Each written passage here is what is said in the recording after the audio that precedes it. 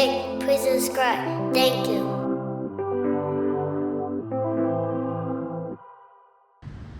And for those of you who care for your parents, you understand where I'm coming from. This is information that I didn't want to share, but I think it is appropriate to the conversation. And if I don't finish this conversation now, I'll finish it later because we do have some things getting done today. So,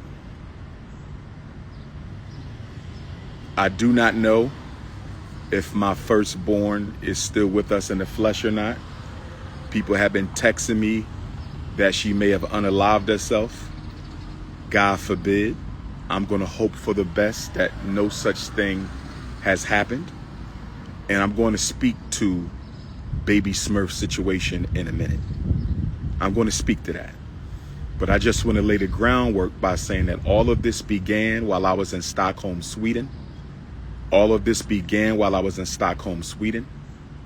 All of this began while I was in Stockholm, Sweden. So I've been taking care of my mother for the past 7.5 years. Spring of 2018.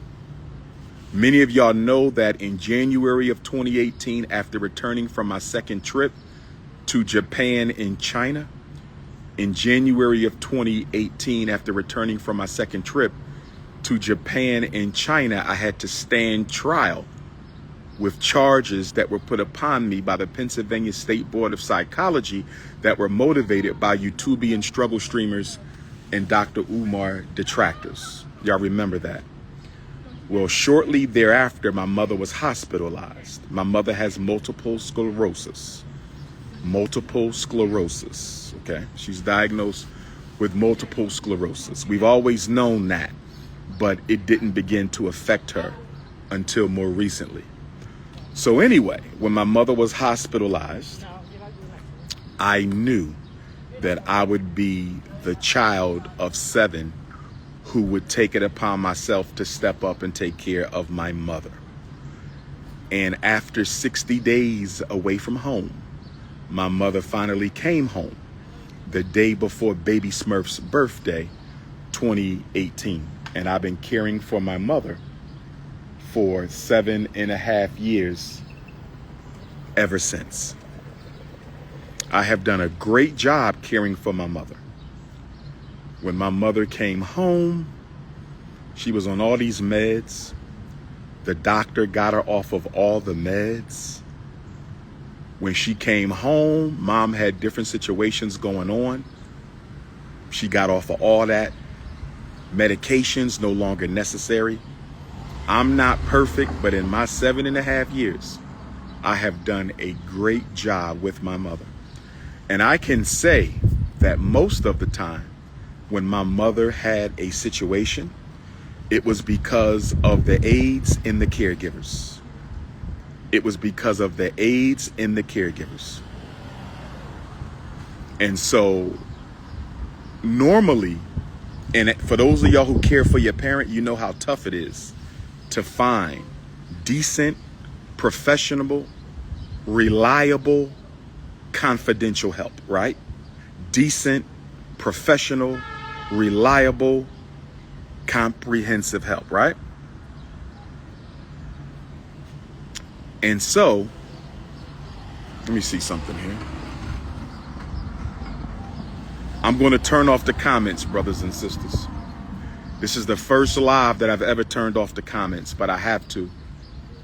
There's just too much ignorance in my feed. This is the first live I've ever done where I had to turn off the comments. I just turned off the comments because I'm talking seriously and we still got idiots. So this is going to be without any comments. You can text message me if you have a question or a comment. 215-989-9858. 215-989-9858. You can text message me at 215-989-9858. So, whenever I don't have a dependable, responsible, reliable, confidential aide to care for my mom, I cancel events because my mother always comes first.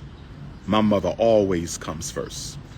I was supposed to keynote the Florida A&M University Black Psychology Conference a few months ago. I canceled it because I didn't have anyone that I would trust to care for mother available at that time.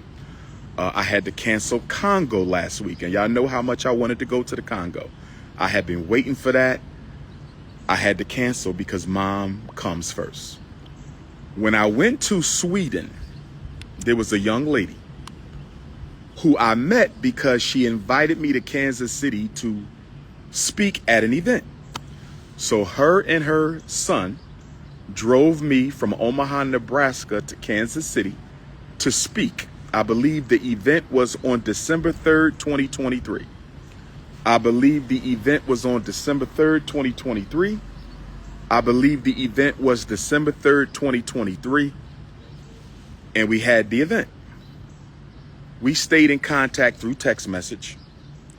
And ultimately, at the top of this year, maybe late last year, but if I'm not mistaken, I saw her privately 3 times inside of the same Philadelphia hotel after hours for no more than 2 or 3 hours.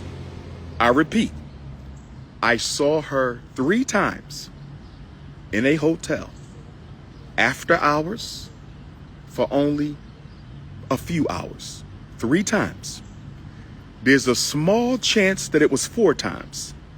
There's no chance that it was 5 times. I'm going to repeat this. Did you need me, boss? Are you good? Okay. So I saw her 3 times inside of a Philadelphia hotel after hours for about 3 or 4 hours. That's it. The total private time she and I spent could not have exceeded 12, 15, 20 hours max. Total time across these 3 visits, maybe 4, but I'm almost certain it was 3.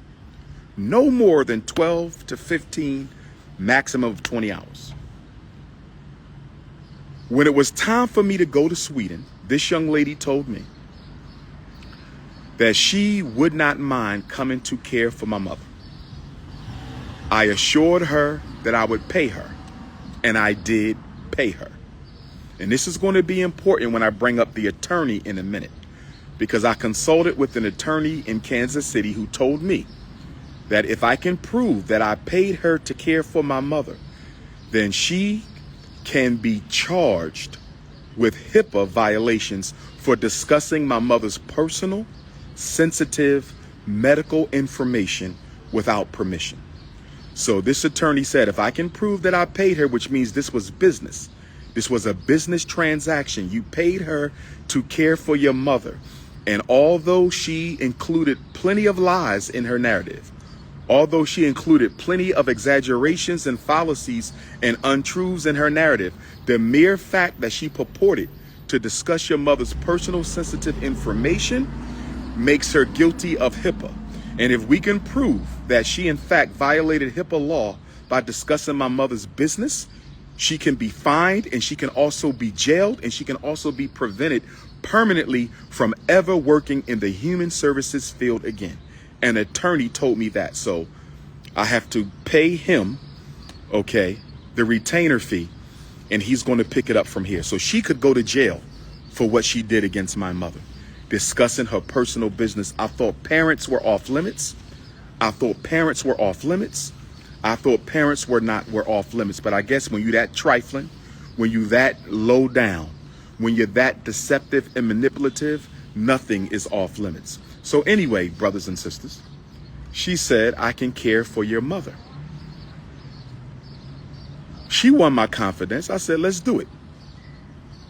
So she cared for my mother twice. The weekend I was in Eastern Michigan University, that was 3 nights. And she cared for my mother for the week that I was in Stockholm, Sweden. I believe that was 5 or 6 nights. Okay? Eastern Michigan University, Stockholm, Sweden. I paid her both times. She never spent time with me in my mother's house because I don't spend time with women in my mother's house. Business is business. Personal is personal. I got her a hotel. I Ubered her over to the home. When she got to the home, I went over instructions with her. I went to the airport. When I got back from both trips, I Ubered her to a hotel. And then she flew out. I paid for her flight. I paid for her hotel. Business was business. Personal was personal. So, after returning from Sweden, I was very disappointed in the care that my mother was given. After returning from Sweden, I was very disappointed in the care that my mother was given. I'm not going to go into detail over the egregious lack of regard and concern she displayed for my mother. I'm not going to go over that. That's too personal. But I was very disappointed and I was guilty. Whenever my mother isn't properly cared for, I take on that shame. I take on that blame. But I said to myself, you can never use this woman again to care for your mother. So I began to distance myself from this woman. So let me back up again. She saw me 3 times privately. She cared for my mother 2 other times. 5 total contacts. 3 of them were private. Brothers and sisters, without being too vulgar, those 3 private contacts basically consisted of her gummy bearing my Shango. She gummy beared the Shango. That's basically what she did. It was a jump off. Hood rat jump off. That's all it was. Fellatio. 3 fellatio sessions. I came to visit. She wanted to please the Prince of Pan-Africanism. So it happened. 3 fellatio sessions. I'm not proud to say that. And then, of course, quote unquote caregiver. I put caregiver in quotes because she did anything but care for my mother. Anyway, this was the first week of March, Sweden. I come back from Sweden. I'm disappointed. Can't work with this woman no more. Can't take care of my mother. I can't mess with you. I started to distance myself from her. On June the 25th, the last moon that we had, I do my Art of Dialogue interview. I'm coming out of my Art of Dialogue interview and my phone is blowing up. There's a woman on Pastor Bussy's page claiming that y'all was in a 2.5-year relationship, that you were in love with her, that you wanted to marry her, that you wanted her to have your child. You were in a 2.5-year relationship with her. You were in love with her. You wanted to marry her. You wanted her to have your child. You were in a 2.5-year relationship with her. You wanted to marry her. You was in love with her and you wanted her to be your wife. Brothers and sisters, I have women who look way better than her, who have done more for me in my life than she ever could, who I wasn't in love with, who I didn't want to make my wife, who I didn't want to have my baby.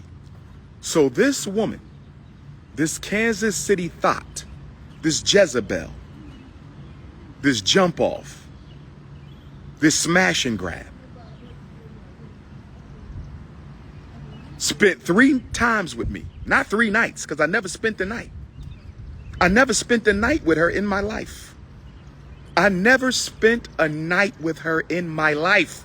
I saw her 3 times. And 3 times, all of which, if I'm not mistaken, were during the first quarter of 2025. 3 times, and I'm in love with her. 3 times, I want to marry her. 3 times, I want her to have my baby. 3 times, and we were in a 2.5-year relationship. Brothers and sisters. Brothers and sisters. Brothers and sisters. But it gets worse. She told Pastor Bussy. She told Pastor Bussy. And let me say this about Pastor Bussy. Rainbow Bunny. Pastor Bussy, the Rainbow Bunny, has been cyber stalking me for 10 years. People have asked me to put a stop to him legally. I had 2 attorneys who sent him cease and desist. And he did not cease and desist. Those attorneys did not live in Utah where he lives. Those attorneys did not live in Utah, so there was no follow-up. I recently consulted with a Utah attorney who told me I have a serious case against Pastor Bussy, the Rainbow Bunny. But I'm going to have to fly out to Utah a couple times to appear in court. So this attorney told me that if I give him the retainer, he will begin the investigation on Pastor Bussy. And after looking at Pastor Bussy's YouTube page, he says he is quite certain that I have a case for slander. I have a case for libel. I have a case for defamation. And he also said because he's been making money off of my name for 10 years, that he can be made to pay me back all the money that he made in my name, and that we can lay siege to any property that he owns. I told him that the man is broke. He don't have any property. He basically pays his bills by making Dr. Umar defamation films. He said, well, if that's the case, if he has a job, then his wages can be garnished until he satisfies the balance of the settlement from court.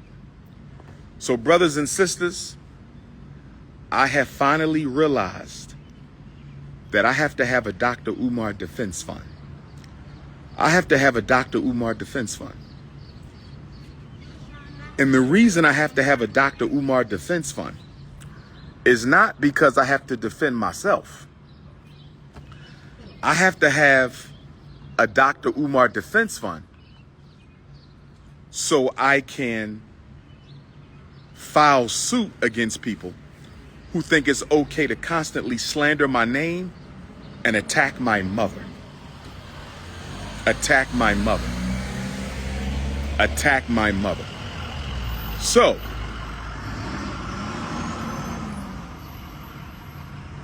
brothers and sisters, this woman told Pastor Bussy, the Rainbow Bunny, the YouTubian struggle streamer, she told Pastor Bussy that I went down on her. Brothers and sisters, I'm willing to take a lie detector test.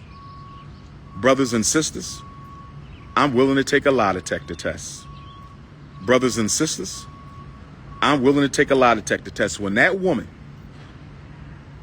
after gummy bearing my Shango stick, that woman took off her underwear, and I'm telling you, brothers and sisters, and I don't mean no disrespect to feminine energy. I don't mean no disrespect to feminine energy. I don't mean no disrespect to feminine energy. When she took her underwear off, brothers and sisters, she smelled like something crawled up inside of her and died. She smelled like an old fish tank. You ever smell a fish tank that somebody ain't cleaned in like 2 years? They got goldfish in there. They got all kind of fish. And it ain't been cleaned in years. That's what she smelled like when she took off those funky ass drawers. Her drawers were so old and so funky that I thought it was a wife beater. That's how stretched out her drawers was. Her drawers were so old and so funky, I thought her underwear was a slingshot. Her drawers were so funky and so stank, brothers and sisters, that I thought it was a wife beater, brothers and sisters. And I don't mean no disrespect. So when she said, it's my turn, after she got finished swallowing the Shango, she said, it's my turn. After she got finished swallowing the Prince of Pan-Africanism, she said, it's my turn. And I'm sitting there and I'm saying to myself, how do I get out of this? Because it ain't no way under God's heaven that King Kong consciousness face, nose, tongue, lips, ears, or hairline is going anywhere near that cootie cat. Brothers and sisters, listen. Brothers and sisters, listen. She told Pastor Bussy that I went down on her, I'm willing to take a lie detector test. I am willing to take a lie detector test, brothers and sisters. That woman smelled like a dead cow mixed with sour milk and menstruated underwear that was found in a funky alleyway. I lie to you not. She is so acidic. Her yoni verse is so acidic. She needs a baptism. She needs a deep cleanse. She needs an exorcism. I think she got demons living in that bat cave. I think she got demons living in that bat cave, brothers and sisters. And she thought that the world's most requested scholar was going to go down on her. Oh, no. My women got to be fresh and clean. My women got to smell like fresh peaches, fresh daffodils. My women got to smell like fresh roses. If you want these lips to ever touch your peach cobbler, if you want this tongue to ever massage your honeycomb hideout, you got to be clean. You got to be clean. And she need a deep cleanse. In fact, I'm going to treat her because I have her address. I know where she sleeps. I have Pastor Bussy's address. I know where he sleeps. I'm going to send her a gift certificate to the Yoni Spa. I'm going to send her a gift certificate to the Yoni Spa. I'm going to send her a gift certificate to the Yoni Spa because whatever she got in her, I don't know how many men she done been with. I don't know, but I've never smelled a woman smell like that. But let me get back on topic. Let me get on topic with this funky coochie cat Kansas City throat goat. Let me get back on topic trying to destroy me. You picked the wrong one. You want war? I'm ready for war. Ogun is ready. Ogun is ready. So she told Pastor Bussy, I went down on her. I pledge allegiance to the African flag. That is a lie. She told Pastor Bussy, I hit her raw. I pledge allegiance to the African flag. That is a lie. She told Pastor Bussy, I get high in order to get intimate. She told Pastor Bussy, the rainbow ganging YouTubian struggle streamer, that Dr. Umar has to get high before I get busy. I don't do drugs. I don't do dope. I don't get high. But she told him that. A lie. She lied on me like a dog, brothers and sisters. That Kansas City throat goat built like a sack of old laundry. Built like a sack of old, you fat, funky. Let me stay within character. Let me stay within character. Only worthy. You are only worthy of shining the Shango, you dusty hoe. You are only worthy of shining the Shango.